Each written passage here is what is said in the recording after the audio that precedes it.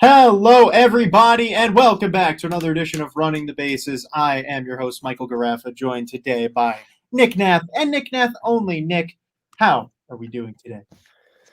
Doing pretty good, man. This baseball thing is getting pretty intense, and honestly, going into today, I was pretty scared that the team I was riding the entire regular season, off season, playoffs was going to get eliminated today. The Dodgers found themselves down to nothing early after Freddie Freeman two-run home run in the first, but thankfully AJ Pollock and Chris Taylor made up for it along with another base hit, make it 4-2 Dodgers. But I'm not gonna lie to you, I was pretty scared. Yeah. I was gonna have to drop out of Cronkite if the Dodgers didn't win the World Series. So. Well, I mean, if that's what you're gonna do if they don't win the World Series, then I would probably get your form ready. I mean, they were in the same spot last year. They were, but I mean, even Mookie Betts said that it is highly. What did I just? Never mind. Sorry. That it's highly different this year than it was last year. 100%. So we'll see. And for anyone who decides to watch this at any point, I'm sorry that you chose to watch us over the game, but thank you as well for choosing to watch us over the game, because I appreciate the commitment to watch us to talk about a baseball game that you could simply just turn on your TV.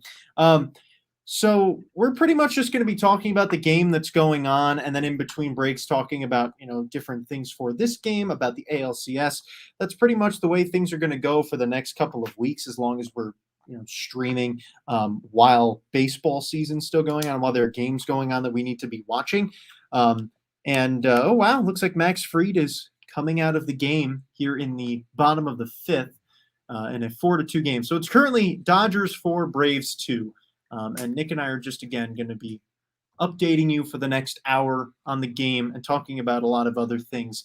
I guess you could basically say this is like a fireside chat of a baseball game. You're just going to be hearing two dudes talking about what's going on in baseball, because that's pretty much what it is. Nick, what have you seen so far in tonight's game? I mean, the storyline probably has to be that the Dodgers finally, I wouldn't say figured out, but they finally seem more comfortable with Max Fried's pitching. They've seen him a bunch of times before this game, and it looks like he's finally starting to work. Fried entering today's game, I think, was probably the hottest pitcher going into the last week of the regular season, and it's really showed in the playoffs so far. I think he had like a 1.8 ERA going into today, which was absolutely absurd. And you had to think that the Dodgers lineup would figure it out one way or another. And they did. Chris Taylor with a 2-run home run, AJ Pollock with another home run, and they were able to get 4 runs off of Fried, which I think is huge. And to me, this could really be a turning point in the series, because honestly, if I were a Braves fan going into today, and I thought that they were up 3-1 with Fried on the mound today, I thought this was their best chance to close it out in Dodger Stadium. But if the score stays the way it is, and with Fried out of the game, the Dodgers will live to see another day. And honestly, this could be a momentum shifter for the rest of the series. Yeah, I completely agree. This is a huge game for both sides, especially because it is you're heading back to Atlanta. I mean, the Braves automatically still have the upper hand because the series turns back to Atlanta. And that goes back to what we were talking about how much of an advantage it is and how crazy it is that the team with the better record doesn't get home field advantage in this series simply because they won the wild card game, which is, to me, brings up a completely different concept and conversation of, well, should that even be the case? Should we be rewarding that? And should we be saying, well, the Braves had the worst record out of any team in the playoffs, facing now the team that once the Giants got eliminated have the best record in the playoffs, and they still have home field advantage. And I think that tells the major story here, because that could end up playing such a big role, especially because games 1 and 2 went in favor of the Braves on walk-off wins. We have our shot of the week here, and I whiffed big time. Oh, that's okay. We weren't able to be here last week either because unfortunately there were some production issues, but that was okay. I think it was Game 5 of the NLDS that was going on. Oh, yeah, it definitely was. And I was like, yeah, congratulations, everyone. You don't have to listen to us this week because you could just watch baseball. And I guess that kind of plays in here as Chris Martin's coming. Goodness gracious, this thing is so tight. I'm going to try and fix this while we're here. Martin comes in pitch. He has been pretty good in the postseason, hitting in 2/3 with 1 hit. and he's got to face the Dodgers with Albert Pujols on first, 2 out. I mean, look at us. We're basically like doing Gary Thorne. radio announcing. Yeah. And I wasn't even planning on it. And Chris Taylor's getting the bat. So he's already got a 2-run homer day. It's Chris Taylor and Cody Bellinger month for the Dodgers. No, it really is. Bellinger's been so huge for them, especially that 3-run home run the other day that injected life into the entire Dodgers team. But I mean, the Braves were still able to win the game yesterday. Eddie Rosario decided to turn on the Randy Rosarena button, I guess. 2 home runs last night. He was really a double shy of the cycle and said, you know what? I don't want the cycle. I want a 3-run home run. Yeah. That was pretty awesome, honestly. If I was a Braves fan, I'd be pretty happy about that. But no, this series, honestly, has been so unpredictable. And each game as it gets on, like, I didn't think the Dodgers had any chance today against Fried, and the exact opposite happened. So I guess just whatever I'm thinking, the opposite will happen. That's how playoff baseball usually works anyway. So that's fair. I mean, I also was fully anticipating that once Freddie Freeman hit that 2-run homer, I was like, this series is over. The Dodgers are done. But I also said that on Tuesday night when they were losing 5-2, and here we are. So, I mean, it's really interesting how this series kind of turned around, but then it went right back to the Braves. And if the Dodgers didn't have that magic in Game 3, then the Braves sweep this series. Yeah. It's crazy. It's crazy to me. The Dodgers have been hit with an unfortunate amount of injuries. You know, Muncy hasn't seen one game this series. Turner left last game with a grade 2 hamstring injury. You know, so these really important position players. Oh, Chris Taylor might have just gotten another one. Oh my God! It is 6-2 Dodgers. Oh my God! Chris Taylor. Oh my God! Dude, you're like 2 seconds ahead of me. I'm so sorry. I just saw the nice swing off the bat, and that looks wow. Wow, that is a huge home run from Chris Taylor. Hold on, I gotta be ahead here. Yeah, okay, now I'm live, I think. Wow, that is big. Chris Taylor is second of the day. 8 RBI in elimination games, most by a Dodger player in a single postseason. Bro, oh my God, we were literally just saying how it's been Chris Taylor month, and it's literally Chris Taylor month. He is turning the Dodgers season around. He's keeping them alive. What is happening? And it was just so crazy. Going into the wild card game and against St. Louis, he was probably in like the worst slump of his career. Yeah. And after an amazing first half of the year, I remember Blake Harris always tuning out. Chris Taylor's the National League All-Star. Yeah. Chris Taylor's the National League All-Star. And he was right. He was the National League All-Star. And then second half of the season came around, he was really in a bad slump. You know, mostly came after the Trey Turner acquisition too. We saw his playing time dip.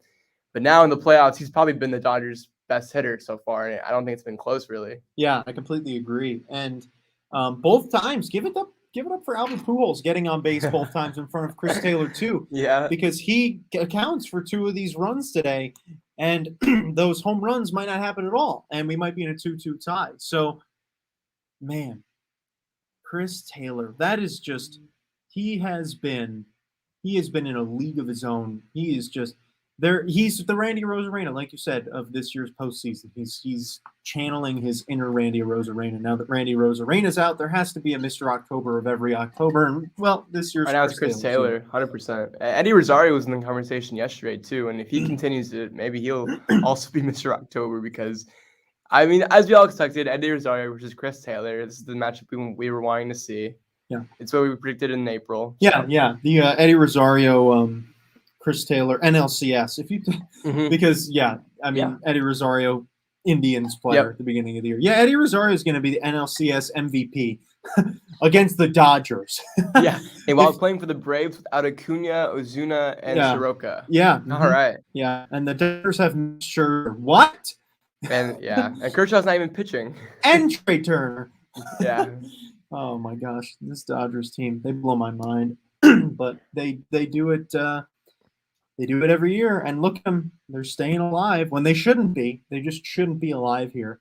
I mean, it is only the bottom of the 5th. There's still a bunch of time for the Braves. But... Yeah, tons of time, especially because it's a bullpen game for the Dodgers. I've heard it so many times in the past. All you need is one. Oh, Cody. My stream is lagging so badly. Cody with a little base hit to right. My stream is like I'm literally looking at it in like 60p. Like we're not even at 144p, bro. This is bad. Like it's so fuzzy. Because I turned the Wi-Fi off so that my computer can have good Wi-Fi, and apparently the 4 bars of internet connections works. Boy, so how about that? The Mr. October Brothers. They continue to rake in the postseason. It's been, I wouldn't say fun to watch because this is not what we expected out of this series, but it's been quite entertaining to say the least. It's NLCS baseball. The unpredictability is out there, and it's just really nice seeing Cody Bellinger and Freddie Freeman laugh it out on first base. You know what? Why am I worrying about if the stream has good service? I mean, yes, there's 2 people watching, but the game that's going on right now is of much more importance. This is okay. There we go. It's clear now. Gosh, this series from start to finish has been. I mean, I posted the GIF on and it is GIF for anyone wondering. I was saying GIF, but it's okay. Everyone says it differently. To me, it's GIF. I don't know why I say it that way. It just is. And my stream's paused. What's going on? Cody Bellinger's still second. Did he really? Yep. Is that Gratterall batting? Yeah, he is. So he will stay in for the next inning. Oh my God, he's going for 3 innings. Dave Roberts. They needed it after Joe Kelly left with an injury too early in the game. We didn't mention that either. Yeah. I really thought when Freddie Freeman hit that home run, I really thought it was over. Yeah, so did I. Especially when Kelly left. I was like, well, they're facing Max Fried. It's done. It's done. And, well, A.J. Pollock and Chris Taylor twice, yeah, had something to say about that. Apparently now the Wi-Fi isn't even working on my phone, so this is great. I can't even see the game, and I can't pull it up on here because then it would just ruin the stream. Wow, this is exciting. Well, I'll live through you for the next however long until this. Yeah, no, I'm good. I got you. Right now it's 0-2 count to Gratterall. 2 on, 1 out. Yeah, I'll keep you updated if anything big happens. Okay. Yeah, how about this ALCS too, though? Yeah, the ALCS is elite, and we'll absolutely spend a lot of time on that in between innings because that series has been so good, and I have loved every single second of that ALCS between the Red Sox and the Astros, especially because it started off, it was 2-1 Red Sox. It was kind of the same thing as we had in this series where we felt, well, this is going to go the Red Sox way. And unfortunately just fell by the wayside. They couldn't get it done. They couldn't complete. And now they're down 3-2 and they only have 2 games left to play and they're both in Houston. So my game is officially back on. We are back in business. Nice. Gratterall just struck out, 10th inning.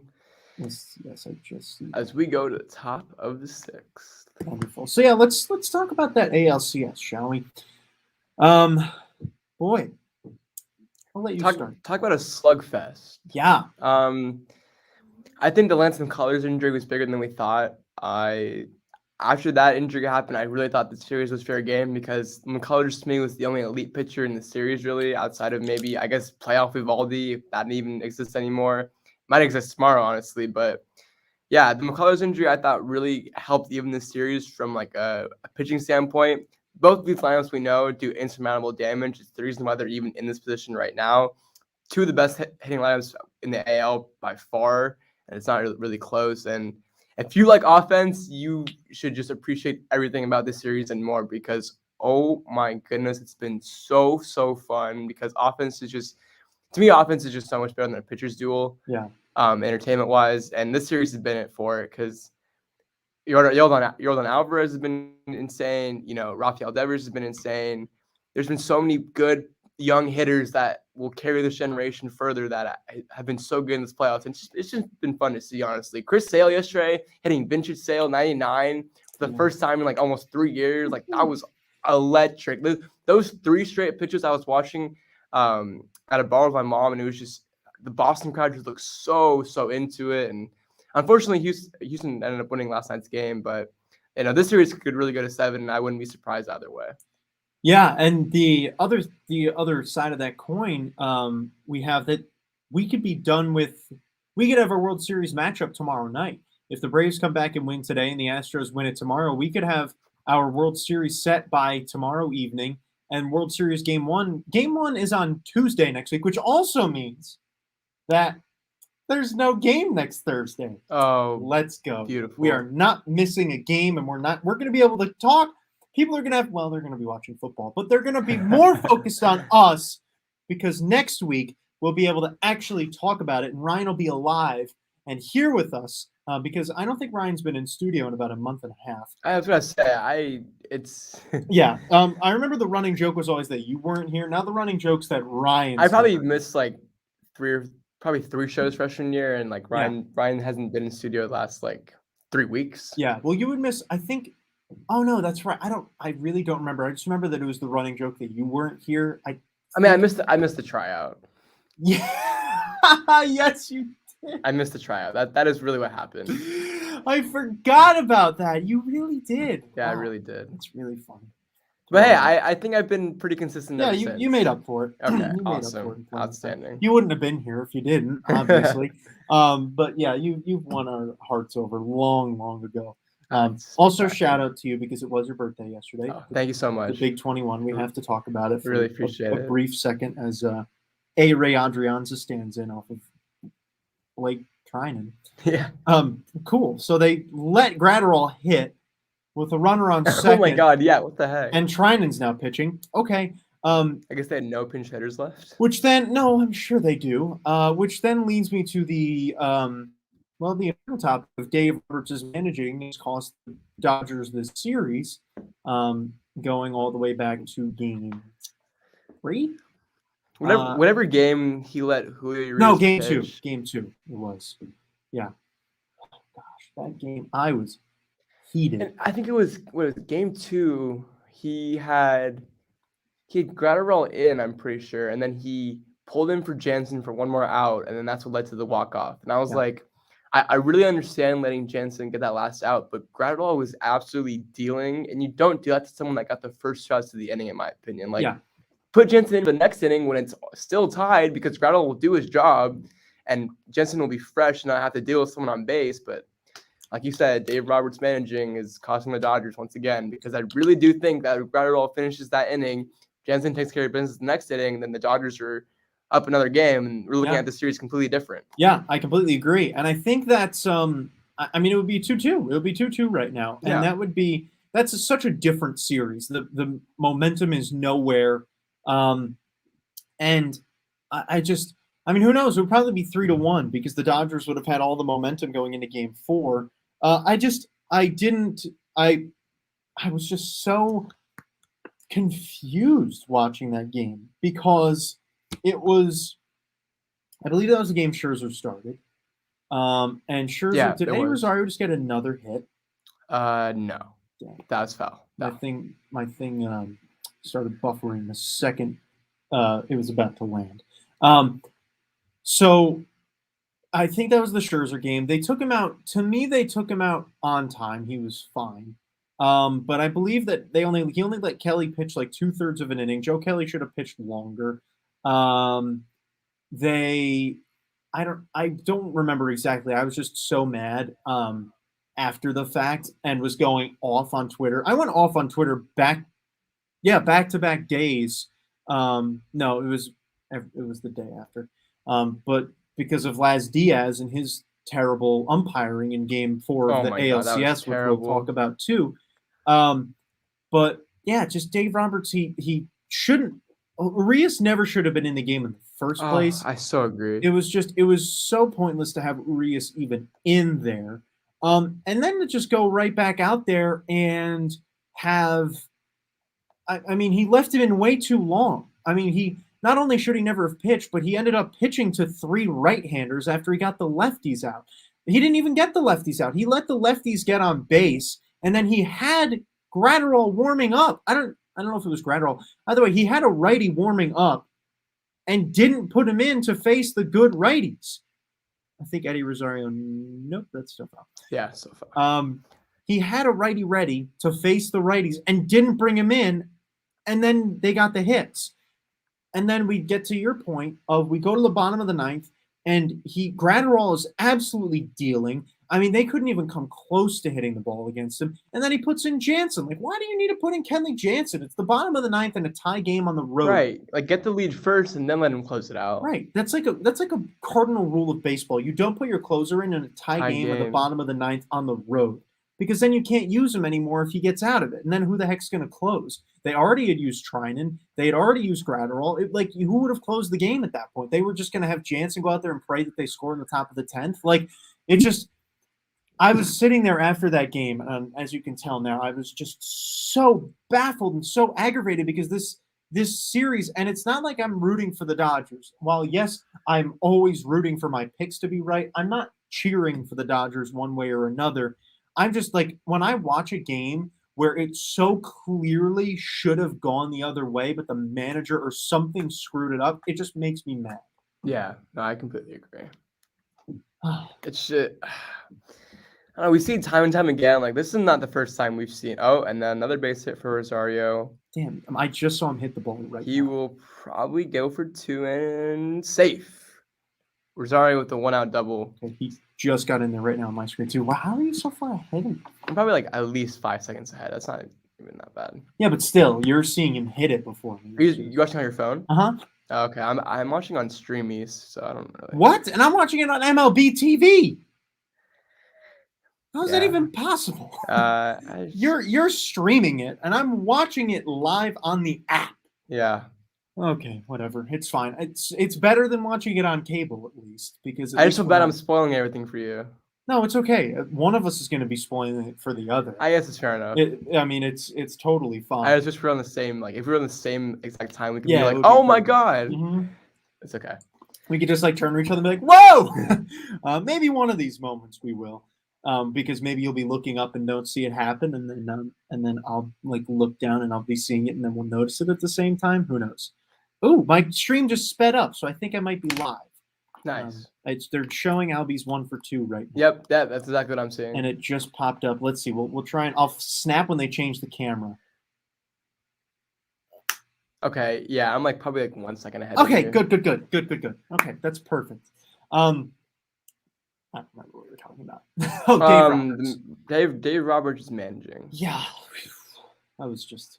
It's not the first time we've seen this too. Like, there's been multiple World Series playoff appearances that we've seen questionable Dave Roberts choices, and I will admit most of the times the Dodgers have been able to like back that up or make Roberts look good in some way, but like these have been some just bonehead decisions that he just is not even like think. I don't know if he's talking to somebody else about it. I don't know if he's the one that's making the decision, but well, it makes you wonder if they had like a I don't want to say Kevin Cash because now everyone hates Kevin Cash.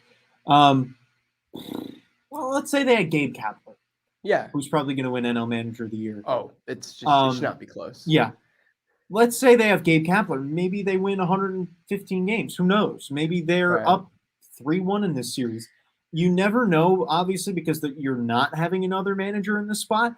But to me, it seems like Dave Roberts, and I'm noticing it now, while yes, he managed a fantastic game in game 4 or 3? No, game 3. He managed a fantastic game to win it. I mean, you can't be so up and down. I mean, he's like it's almost like being bipolar in manager terms. Like, it's just you can't be so inconsistent, especially Albies. No, Oof. That's caught. That was. I think we're right on. I think we're actually pretty close right now. Yeah, probably. But I don't know. Like, you can't be making those mistakes. Like, everyone hated Kevin Cash's guts last year after he pulled Blake Snell in the World Series. But that was one mistake, and that was it. Dave Roberts has been doing this for a year. Honestly, I think the only reason why he's still the manager of the Dodgers is because they still managed to do well in spite of him, it almost seems like. I would obviously like to talk to more Dodger fans about that. I did talk to Blake briefly about it. I don't want to, say too much because, it's a I didn't tell him I was going to be talking about it. But, he kind of said that, yeah, that happens. Like, Dave does that. And it makes you wonder, why is he – I believe that if the Dodgers get knocked out here, I don't think Dave Roberts comes back. No, I really don't. No, it's probably it's unfortunate for Roberts, but for him at this point, in championship or bust. Well, it makes you wonder, though. Like, do you think the Dodgers might have won more championships over the span that they won the NL East if he wasn't the manager? I mean, they didn't do it with Don Mattingly, but maybe if they had someone else at the helm, this could have been a completely different team. Yeah, and it also doesn't help. Like, we are we're ripping Roberts a new one right now, and Oh yeah, 100%. I mean, he deserves it for some of the decisions he's made. from but that game, absolutely yes. But the injuries that this Dodgers team has endured throughout the playoffs, I think, has been just so unlucky because the roster that was set opening day is, well, I wouldn't say opening. The roster set after the Scherzer Turner deal is not the same roster we're seeing now. No Kershaw, no Muncy, no Turner. Those are probably three of your more experienced veteran guys, two position players, one of the best pitchers of all time of our generation, and it's just, I understand the Dodgers have so much depth, but it pains me to say it, but like I'm not as confident as I once was about this team just because they're not as deep as they once were. whew, That was almost wow. we've currently got Freddie Freeman at the plate with a runner on second, 2 out, and a 1-2 count against Blake Trinan on the top of the sixth. But the thing is, though, for me, even with the injury of Kershaw and Muncy, they're still a better team, and they're still the best team on paper in No, baseball. they definitely are, but nothing's for sure anymore with me in the Dodgers. But it's still, I don't think for them, a lot of teams you can say it's a good excuse, but I don't think the Dodgers get that excuse. They don't get it, but it definitely hurts in more ways than one. Dude, Blake Trinan's slider is How's that horizontal movement? Oh my gosh, it's so good. I think I looked at it one game and it had like a 20-inch horizontal movement. I think I almost, yeah, I don't know what that is. No, I understand. I know. Never mind. I was very, very surprised, and I was quite excited when I saw that. Excited is a good word. Because it was really. I mean, he was just filthy. I think Colin McHugh did the same thing. God, that pitch was disgusting. Yeah, you're like a second in front of me. He throws his sliders just so nasty. And excuse me. Sorry, we're sitting here just watching the baseball game is not nearly as well, it's entertaining, but it's not nearly as stimulating as our typical shows are. I'll say that much. But this is a big spot in this game because if Freeman gets a hit here, the Braves are immediately back in it. No, yeah, 100%. Base hit right here, puts them back into business, makes it a 6-3 game, and you have the rest of that dangerous, hot Braves lineup. Is Jorge Soler? He's not playing right now. No, he's on COVID. He's got COVID. No, I know, but he was reactivated before this game. Was he? Oh. Yeah. He's not in the lineup today. He's probably getting another day of rest or something. Yeah, that's what I figured too. Because he probably tested negative or something, but doesn't feel 100%. So he's like, just give me another day off. But I'm sure he'll be able to pinch hit if they need him to. Yeah, no, I get it. What do you think once he's gonna come back? Well, that might not be necessary. Damn. And Freeman just missed one, it looked like. Oh man, just flew out to left. And he had Chipper on deck too. That would have been a great opportunity for him to make it a Austin Riley, not Chipper Jones. Well, you can call him Chipper when he wins MVP. I was gonna say they're the same person. Yeah. But I just can't be making. Well, Ryan's not here, so I can make those kind of bold statements. I mean, I'm not gonna agree with you either, but yeah, I know. But you're not gonna yell at me like I want to yell at you. Yeah, wow, we're halfway through the show today. I hope everyone's having a wonderful night. I hope everyone is enjoying the NLCS. So let's go to me, the most controversial thing that has happened, honestly, well, of the entire postseason, without question, which is Laz Diaz's just bad umpiring in Game 4 of the ALCS. And you could say it's bad umpiring because it's not like they were questionable calls. They were straight up just wrong, where after the game they looked and the strike zone showed that he made 25 missed calls on called pitches. And that is, awful. I mean, it's just, it can't happen. And it's a postseason game. It's not just ALDS Game 2. It's Game 4 the ALCS, and it swung the entire series. Nick, I'll let you give some backstory on there because I'm just going to talk way too much when I start ranting about it. So I'll let you provide the context. No, yeah, I mean, you basically already said everything that needed to be said. He was just flat out awful.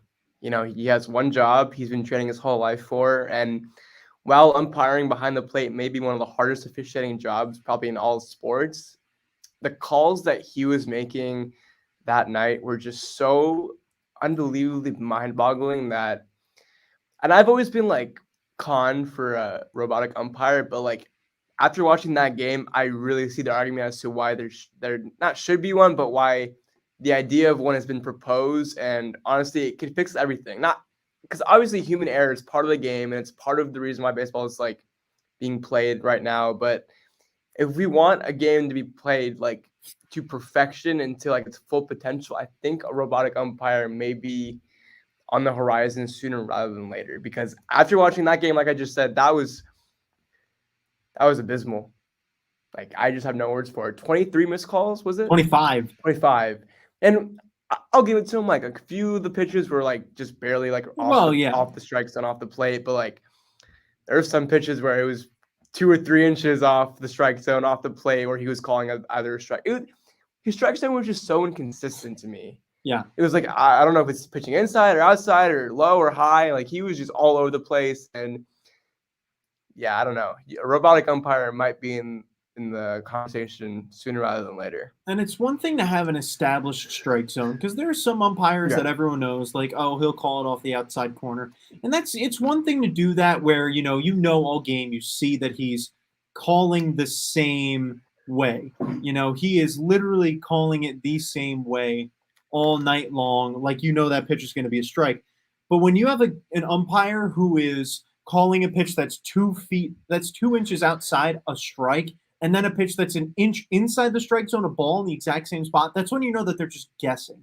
And it's just that, to me, that is when you cross that line of, okay, this guy shouldn't be allowed to call a postseason game if he's guessing if that's a strike or a ball. You need to get up there and know. I don't care how long you've been in the major leagues. I don't care what your name is, and I don't care how well you did in the regular season. If you are up there and you cannot have a consistent strike zone of at least 80% consistency, then you just don't deserve it. And I'm going to go into my rant now. All right, you go ahead. I'm sorry. No, you got it. Because this got me so I posted 10 tweets. 10. I tweet a lot, and everyone can vouch. I tweet a lot. Like, I post a lot of tweets. But for me to tweet 10 times about the same thing, I'm either really, really happy about it or really, really mad about it. Because there are times in games where an umpire will make a terrible call and it doesn't impact the ending of the game. It doesn't impact the result, where it's a 3-2 count with nobody out in the bottom of the fifth in a 4-2 game. Like, that's not going to matter if he calls a strike that's a foot outside the strike. It's terrible, but it doesn't matter. This game, not only was he making terrible calls along the entire way and was making terrible strike calls in important spots all game, he was in the top of the ninth. It was the top of the ninth in a 2-2 game with it was 2 out, I believe. Yeah, it was 2 out. Yeah. There were 2 outs because all runs scored on 2 outs. It was a series-changing call. Yeah, it was a 2-2 game, top of the ninth, with 2 out, runner on second, and a 2-2 count to Jason Castro. He threw a curveball that was beautiful. It was one of the best pitches I've ever seen. I was like, oh my God, that is the most gorgeous backdoor curveball I've ever seen. It was 100% in the strike zone, and he called it a ball for ball 3. And I was not only flabbergasted by that, but there were a couple other calls in that inning that were terrible. But after that, with 2 outs, the Astros proceeded to score 7 runs after it being tied 2-2, and they won the game 9-2. If he makes the right call there, it's 2-2 going to the bottom of the ninth, and the series is completely different. The Red Sox probably would have won. It would have been a 3-1 series. Instead, the series is tied at 2-2. The momentum's fully in the Astros' favor. They win Game 5, and now they're up 3-2. It is a terrible call from Laz Diaz, a terrible umpiring job, and just like Joe West, he should be out the door at the end of the season, or at least never allowed to call a postseason game again behind the plate, because that is just a disgrace, especially if the Red Sox lose this series. I won't stand for it. It is okay. I'm good. It got me so mad. You can't do that. You just can't. It's like taking a pitch right down the middle for strike 3 at the end of like at the end of the series. Like with Beltran, only Mets fans will get this. Carlos Beltran in 2006 was up to bat with the bases loaded with the winning run on base in an 0-2 count in the 2006 NLCS. And he took a curveball right down the middle. It was a hanging curveball, and he took it strike three. Series was over. If he swung at that, it would have probably been a base hit, and the Mets would have gone to the World Series. But he didn't, and the series was over. Like, it's the same thing to me. If you have to be on your game in a postseason game, and Laz Diaz simply wasn't, and Trey Turner just got a base hit with one out in the sixth, and we're back to reality. That was good. No, that was good. Wow, that was like a Ryan rant right there. Wow. Yeah, you weren't as loud. Well, actually, I don't. Well, no, you weren't. You were definitely not as I loud. was definitely not. Because I was gonna say Ryan's like usually right next to me, almost in my ear.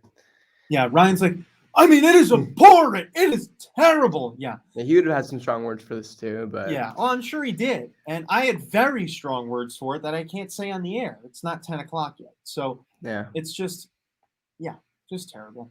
I don't think I've ever ranted like that. I think I've ranted like that maybe once on the show because I try to keep myself very neutral about things. Like most times when I'm mad about something, it's about, the way someone's managing the team or the way someone's playing or a trade or a signing.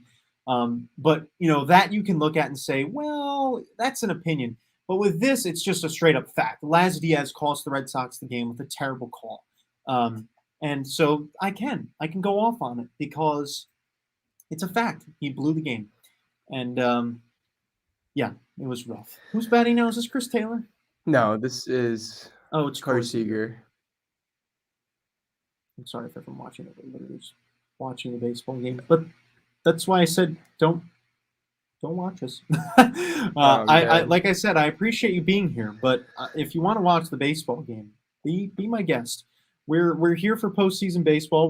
We have our time slot. We will be here for our time slot. I'm happy to be here. I'm happy to be on Blaze. I'd rather be on Blaze than doing nothing.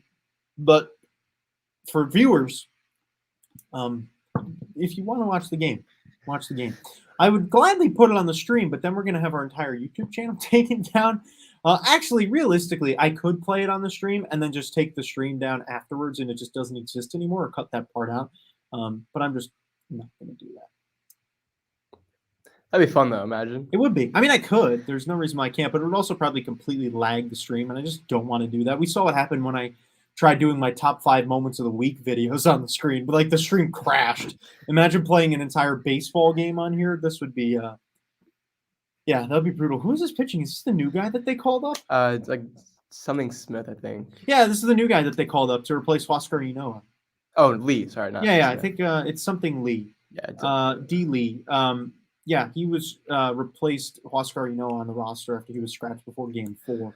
I don't believe I ever watched him pitch this year, so it's interesting to see him getting postseason games. But I mean, it happens a lot. Look at McClanahan last year; got his call up in the postseason. It's fun. So, I've been talking about this question for a while now, and I just want to hear your input on it. Oh, whatever.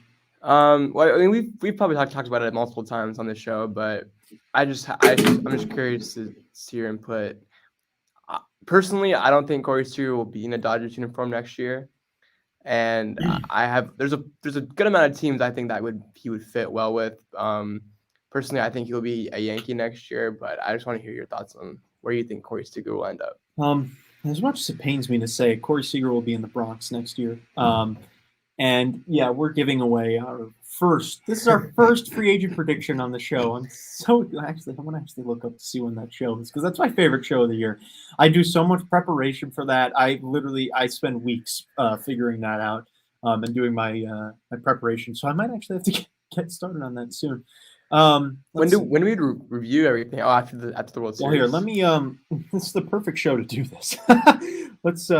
So yeah, before I do that, yes, Corey Seager is going to be a Yankee. I just don't think that the Dodgers can afford to bring him back. It sounds weird to say, but I don't think they really need him. I agree. With Lux. Lux, who's coming into his own. You've got Trey Turner, who I think are going to throw a dump truck of money to, as they should. I don't know. To me, it really just depends on what the front office would prefer to have long term. They do have Trey Turner for next year, and they've only seen him for half a season. But is that enough for the Dodgers to say, well, we'd rather have this guy long term than Corey Seager, who's been with our franchise for years? And that's a question that they're going to have to answer, and a big question that they're going to have to this is going to determine their entire offseason, because the big question is, do they spend all their money on getting Corey Seager back, or do they spend all their money somewhere else? So that'll go to be seen. But yeah, I don't see Corey Seager coming back to the Dodgers. What do you think? And then we'll get into our upcoming episodes. No, yeah, I completely agree. I think he'll be a Yankee next year. The one thing the Yankee lineup really needs is left-handed hitting. Yeah. And a left-handed guy that can hit for average. Obviously, they added Gallo and Rizzo, but those guys aren't not going to hit 280. Corey Seager will. He also will add that power, and I think I don't think he's made for the Bronx, but I just think it makes too much sense for him not to be on the Yankee team next year, because it's a team that really desperately needs another left-handed bat, like I just said. And yeah, it just makes too much sense. The Dodgers don't really need him, and that's crazy to say because he was literally World Series MVP last year, and NLCS MVP last year. But I don't know. It's just crazy to see Corey Seager's time in LA uniform might be over after this year, whether it ends in a ring or not. Yeah, it's kind of sad because he does look like he fits in pinstripes. I've seen jersey swaps, and it just fits. And like you said, it kind of all makes sense. The Yankees are looking for a shortstop, and the only lefty shortstop on the market is Corey Seager. And we know that they need a lefty bat. I don't think they're going to bring Joey Gallo back. And they're definitely not bringing Rizzo back. So what does that leave you? Aaron Hicks and Brett Gardner. Joey Gallo. Joey Gallo. I don't think you're going to bring him back. I think they will, actually. I don't know. I think that he'll get his money elsewhere. I mean, they may. I don't know. They should, to be fair. They really should. But because I don't want Hicks in that lineup at all. Yeah, I know. But they also re-signed Brett Gardner in a year where they could claim to be contending. So yeah, that's just the Yankee formula. Yeah, they shock me every year, and they fail every year too, which just goes to show you that their formula doesn't work. But if they don't get Seager, I think they're going to get Trevor Story then. I was going to say Story's the next guy. I think they're going to get both. Honestly, really, yes, I do. You'll see that in my predictions. I think they're getting both. I think they're going to make a huge statement. They're going to get Seager and Story. So Story's going to play third. Seager's going to play third. No, Story will play third. They're going to trade Gio Urshela to the Mets. Okay. And he's going to be their third baseman if they don't get Carlos Correa. Okay, wow. I've already got the offseason planned out. You have just downloaded a whole lot of information. Okay, so yeah. So what's your Yankee infield for 2021 looking like then? 2022. Okay, I didn't think. So no. Okay, we'll think about it. We'll do it together. Yeah. You have Rizzo at first. Well, is he? No, he's. I don't think they're going to bring him back. Oh, okay, they have to bring Rizzo back. I don't think so. He's not. He doesn't. He shouldn't be a Yankee. He's too nice for Yankees. Okay, that's your reasoning behind it. Then I think he's going to get money somewhere else. I think he'll probably go to Boston, and then they'll get Schwarber to play in the outfield. Wow. Okay, so who's playing first base for the Yankees next year? Voit. Okay. He should be playing first base for the Yankees.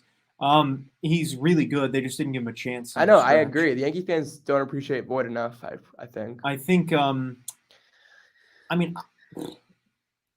honestly, I think the Yankees should be trading away their big pieces and going with, by trading Voit and Torres and Urshela and Torres will play second next year. They already confirmed that. Yeah, I know, but they should trade him, and they should have Velasquez play second base as they rebuild for a year. If they sign Seager and Story to 7-year contracts, you can rebuild for 2 years. It's not going to be the end of the world. I think they should trade Torres, trade Urshela, trade Andujar, trade Voit, trade Hicks, you keep Judge and Stanton, and then you find a new outfielder. And you find in the next couple of years in free agency, and you find a new second baseman and first base in the next few years in free agency, and then you're fine. Oh, and you trade Gary. Gary has to be first one out there. Yeah, 100%. I just completely forgot that he existed because he's been so terrible. I don't know. To me, it just makes too much sense. They're the Yankees. They have, to me, this was their last straw this year. And I think that them bringing Boone back, not only was it a terrible decision. Look, Chipper. Oh yeah, Chipper grounded out. It's okay. He'll do something big. I don't know. It just feels like this is the year that the Yankees are going to go out and make another Garrett Cole-esque kind of offseason, and getting just Corey Seager isn't enough for me. While, yes, they need pitching, they're the Yankees. They're going to load that lineup up and have a terrible pitching staff and finish in fourth again. But, yeah, I don't know. I've been saying it for a couple weeks that I think the it's kind of ironic, actually, that the four major shortstops on the market, and Baez, Correa, Seager, and Story, are all going to end up in New York. Okay. Well, it wouldn't shock me. Would it shock you if they? It wouldn't shock me, but I just want to hear that. I mean, as much as I hate Carlos Correa's guts as a Houston Astro, I want to see him in a Tigers uniform next year, because to me that would start the contending process for us. Yeah, if that makes sense. I love you, Nick. That's just not going to happen. Oh, well, I understand it might not happen, but I know it's a lot more likely than people think. I think. I agree. It's because of the Hinch and Correa connection. Yeah. Ooh, did Duvall just go? No, he didn't. Never mind. That was a great swing, though. I thought he did too. Yeah, I think he hit it off the end of the bat. Actually, might have hit it off the hands. Yeah. To me, it's down to 4. It's Mets, Yankees, Tigers, or Astros. Hey, okay, at least we were mentioned. Yeah, well, they were the only other team to me that's been talked about. He also talked about Chicago, but he's not going to go to the White Sox and the Cubs. Correa will probably be a Met, bro. I really think he will be. I think a lot of that. Well, we've got the time. My dream picture of what this offseason is going to look like for the Mets is they get Carlos Beltran as the manager, they bring Baez back, and they sign Correa, and then you have the literal Puerto Rican team. Oh. And that would be elite. I've been dreaming about, I literally, I was going to say I have a Puerto Rican flag in my Amazon cart, but I don't. That just would have been perfect, though. I was going to say, you really do? No, that would have been funny, though. Because when that happens, they're going to be the Puerto Rican Mets. They've got to bring the Los Mets back. And it would just be perfect. It would be completely fitting. Blake Trinan got out of the inning. We're going to the bottom of the 7th? Yes. Yeah, bottom of the 7th we go. Yeah, I've got this beautiful offseason in my brain that's just not going to play out. But I mean, honestly, it's not too unrealistic, because it really only consists of re-signing everyone and then signing Carlos Correa and an outfielder. That's not the end. That's not terrible. No, I think you guys getting Beltran back is probably the most surefire thing. I think I'm rooting for it. I've heard nothing about it, though. The only thing we've heard is just that it should happen. There's been no connection. Yeah. But they're waiting to get a president of baseball operations first, which has been a disaster in of itself. But yeah, I don't know. We'll see. Enough talk about the Mets. We'll talk. Well, I mean, this is the only time I've ever been allowed to, because Ryan's not here to yell. I don't care. Yeah, I know you're happy to talk about the Mets. Yeah, it's just it's going to be a fun offseason in New York. No, that's it really for sure. will be For fun both offseason. teams. It's going to be really, really fun. There's going to be a lot going on. And we're already off to a surprising start with the Yankees re-signing Aaron Boone, which to me was the biggest shock. Which probably will go down as the biggest shock of the offseason. I'm not even shocked, honestly. I'm just more. I'm disappointed. You're disappointed. If I were a Mets fan, I'd be pretty happy, because that's the worst case for the Yankees. Honestly, as a baseball fan, I'm just pretty happy that it happened, because the Yankees will probably be stuck in mystery for the next couple of years. To be fair, yeah. I don't hate the Yankees. I don't really respect them either, but I just think it's funny when they lose, because to me, their fans just talk a lot. And I have not seen them win anything in my lifetime as a baseball fan, actually. Because I didn't start watching in 2009, so. Yeah, I watched in 2009 too, but I wasn't watching religiously. Exactly. So. And every time I've seen the Tigers and Yankees play in the playoffs, it just has. You saw today. Yeah, I did. We murdered them. Yeah. So, yeah, I think the world's a better place when the Yankees. I think it really is. I don't know what it is, losing. But it's more fun when they lose. However, you can feel the angst coming from them when you're speaking to them post loss. That tension in that room after the wild card game was definitely really high, and I was certainly driving it up with our 2 Yankee fan friends. I was I really know how to get a Yankee fan riled up, and I did my best. Yeah, they're a different breed, that's for sure. So they just talk so much. Yeah, they talk so much. So do Mets fans, but Mets fans aren't arrogant about it. We just seem delusional. But Yankee fans are like, we're gonna win the World Series. What's the first thing they said after they lost the wild card game? We're winning the World Series next year. I was like, bro, you didn't even make the divisional series. You weren't even there, but no, I know you called it. No, it was James called it. He said they're gonna walk in and say they're winning the World Series next year, and I was like, yeah, They probably are. And then That's they just came in and they started talking about it, and I was like, oh well. just Yankee mindset. Yeah, well, welcome to the Yankees. I dealt with it for 18 years in New York, so I can certainly handle two people here. It's not the end of the world. And Austin's a rational Yankee fan. So Yeah, Austin's a chill Yankee. yeah, he's a very chill Yankee fan. So I can. Austin's totally cool. I'm not even talking about just like the two friends, the two Yankee fans that we know. Like, I'm talking about Yankee fans in general. Yes, yeah. Like personally, I think our friends do a pretty good job of not only talking about the Yankees, but like just in general, like Yankees Twitter. Like I'm not even on Yankees Twitter, but I can just kind of see a little bit of it because like Barstool, Eric Cubs, like it's just all on my timeline and just some of the takes they make and just I don't know, man. It's just funny. It's just really funny to see. I saw a guy yesterday. I am all over Yankees Twitter, obviously. Yeah, as you should. And what was the tweet yesterday? Hold on, I've got to go find it. It's you've probably seen his tweets before. It's the dude Gabe, who's his thing's called Playoff Tanaka, and he was like a Masahiro Tanaka fan. I've got to find his tweet from yesterday because I absolutely laughed out loud at how ridiculous it was. Let's see. Here it is. Oh yeah. He posted a picture of the Red Sox ball girl yesterday and said, "Someone get me her snap." Bro, it's a Red Sox fan.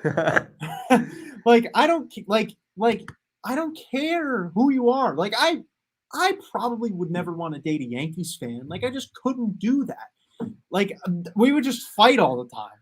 To me, the Yankees and Red Sox are even worse. Like Yankee fans at least have pity on the Mets. But Yankee and Red Sox fans just want to beat each other. Yeah. So, like, I just was laughing. It's just, the Yankees, I have so many Yankee fans, not only responding to my tweets, but that I see because they respond to people that I follow's tweets. And they are constantly up in Mets Twitter's business. And my constant reminder to them this year is not only that the Mets are the kings of New York of 2021, but also that the Mets are the most recent New York team in all of New York sports to make it to the championship game. So all of New York sports. All of New York sports. The Mets were the last team to make it to the championship. So yeah. Before that, it was the Yankees in 2009. Yep. Yes, it was. And then I don't know anything else before that. It was probably the Giants at some point. No, it wasn't even it was the Giants then in 2011. Oh, okay. Again, I have no idea. So let's take a look at our upcoming episodes because we did want to do this. So, oh, wow, I have to delete some of these that we already did. Here we go. Well, wow, we're already on the 21st. I am crossing out 4 shows that I didn't cross out already. So next week we have World Series Game 1 and 2 recap as well as rest of the series predictions. In 2 weeks, we'll be doing our World Series champions. We'll have a World Series champion by then because Game 7 would be the night before if there is one. We'll be reviewing the World Series and then recapping our predictions. The week after that, on November 11th, is officially when we get into our recapping of the season segment of the show, as we then will only have 2 shows left of season 4. We have the Running the Bases Awards show where we pick our award winners. We do like we do every year. We're going to take votes on MVP, Cy Young, and all that stuff, which is always a fun show. And then the week after that, which is less than a month from now, is our season finale where we will be reviewing our season predictions and picking our free agent predictions. So, well, not picking we will be unveiling our free agent predictions. So our free agent predictions show is less than a month away. Wow. I'm so excited. Damn, baseball's almost over, that means. Yeah, bro. Baseball's literally 2 weeks from today. Baseball is over. Like gone. Which is no way. No way. Oh my god. Oh my Marco is here. Dude, what do you do? Yo, Marco, the Alta Peralta has entered the studio. We gotta call Ryan. Wait, get Ryan on the phone. Wait, how did you get up here? How did you get up here? Hold on. Put on a headset. On the headset? Yeah, okay. We've only got 3 more minutes. I don't know if what microphone is that? This is mic 3. Mic 3. Yeah, that's. Yo, the Dodger fan is back. Yo, the Dodger the only team that's left in the playoffs. No, Ryan missed happening? Ryan missed it. Let's go. Oh my God! Wait a minute. No. Okay, Marco, just talk. Just give Yeah, us your thoughts here we about go. everything right now. You have the floor for the next 3 minutes. The whole floor. Yeah, literally. Hey, that's a lot of pressure. Literally, and if the I literally turned off my game for this. I literally have the game off Yeah. because I got this you. is more It's important. 2-2 count to Chris. I looked Taylor. over and I'm like, who the heck's at the door? I'm like, oh my god, it's Marco. And the guys that are typically after us, the WWE show, I don't think even show up anymore. Okay. So we might be able to go till 8. So just talk. So I was just here because I got invited to be on a student panel for NHJ. So I was like, I haven't been in the studio since like COVID, and I was like, you know what? I'm gonna go up there. And then I was with Nick Sanchez. I was like, hey, dude, can you show me the studio? And I come up here and I'm like, what time is it right now?